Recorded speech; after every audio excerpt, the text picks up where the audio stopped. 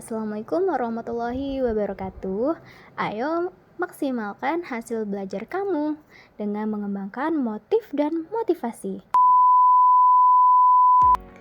Yang pertama, kenapa motivasi itu penting?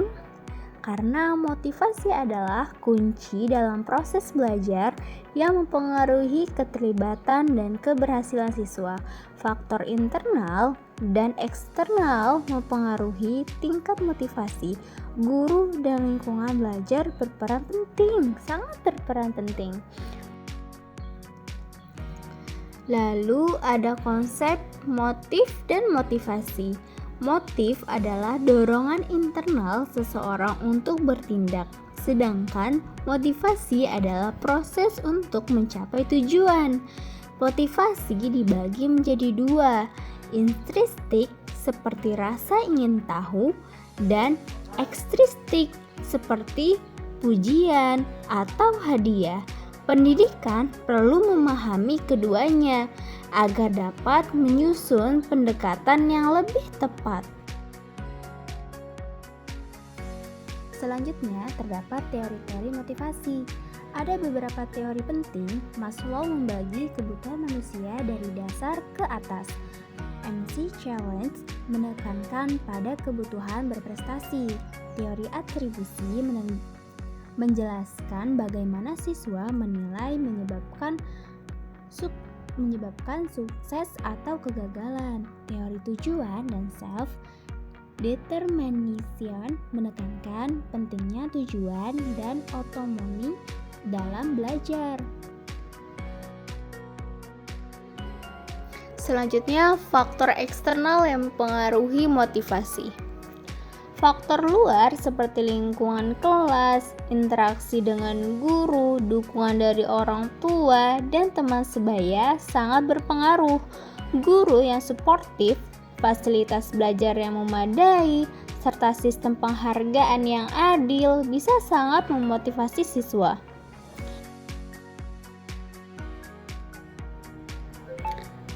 Selanjutnya, faktor internal.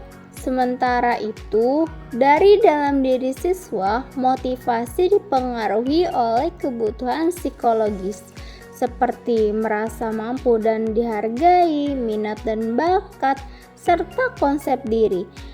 Jika siswa punya tujuan hidup yang jelas dan menghargai proses belajar, motivasi mereka akan tumbuh secara alami. Beberapa strategi pengembangan motivasi. Strategi yang bisa diterapkan antara lain seperti mengenali karakter siswa, menetapkan tujuan belajar, menggunakan metode pembelajaran aktif, memberikan umpan balik positif, dan menciptakan suasana belajar yang mendukung. Langkah-langkah konkret seperti memberi angka sebagai penghargaan, hadiah, pujian, kompetisi sehat, dan ulangan bisa diterapkan.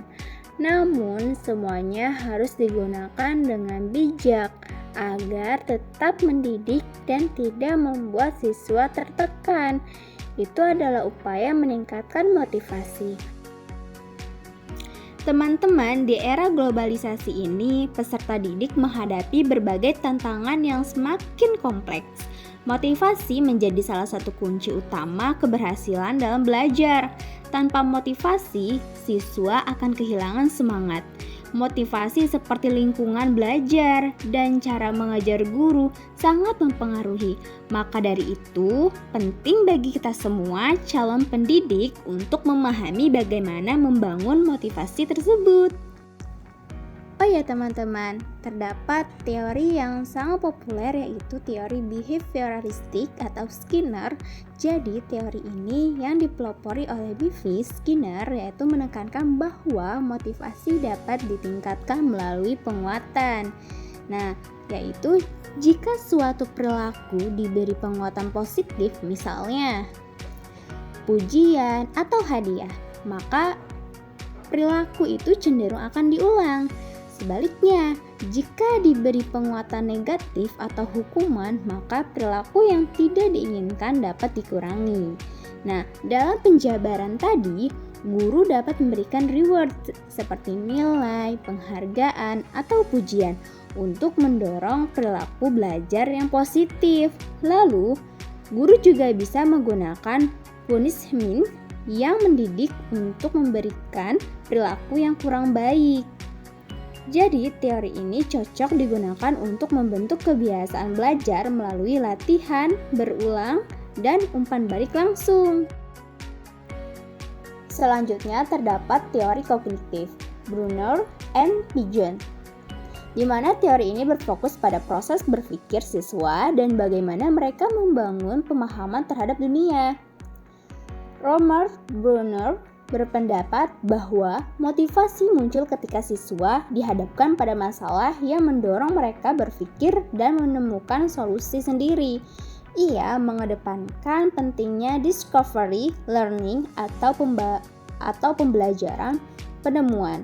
Lalu, Jean Piaget menjelaskan bahwa siswa akan aktif secara mental ketika mereka mengalami konflik antara pengetahuan lama dan informasi baru, konflik kognitif. Dalam situasi seperti itu, mereka akan termotivasi untuk menyesuaikan atau membangun skema baru agar dapat memahami konsep dengan baik. Di mana guru dapat meningkatkan motivasi belajar dengan yang pertama, memberikan tugas yang menantang namun sesuai tahap pembangunan kognitif siswa. Yang kedua, mendorong rasa ingin tahu dan eksplorasi. Lalu yang ketiga, mengaitkan materi dengan pengalaman nyata siswa agar bermakna secara pribadi dan mudah dipahami.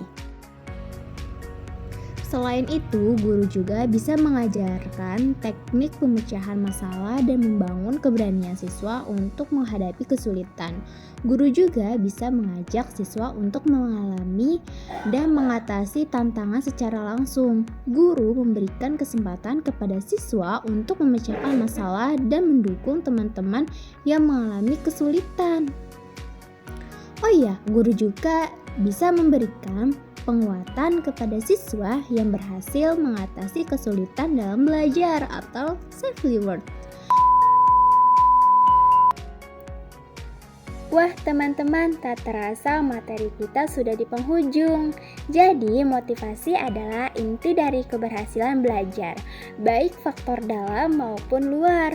Harus diperhatikan, semua pihak, guru, siswa, dan orang tua perlu berperan aktif. Strategi motivasi harus bersifat personal dan fleksibel agar sesuai dengan kebutuhan tiap siswa.